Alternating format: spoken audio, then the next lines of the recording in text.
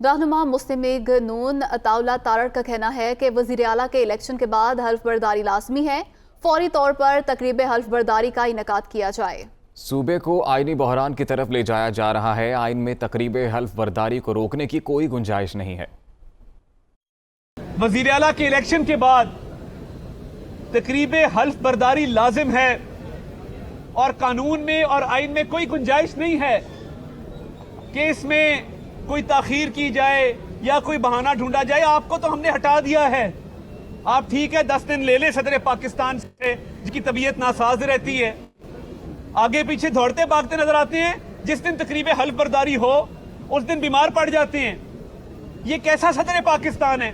ہم عدالتوں کے پاس آئے ہیں، we have come with clean hands, ہم نیک نیتی کے ساتھ آئے ہیں، ہم آئین کی ان شکوں پر عمل درآمد کروانے آئے ہیں جن کی خلاف ورزی آپ کر رہے ہیں، اور استدعا کرنے آئے ہیں کہ فی الفور تقریب حلف برداری منعقد کی جائے، کیونکہ یہ آئین کی منشا ہے، یہ قانون کی منشا ہے۔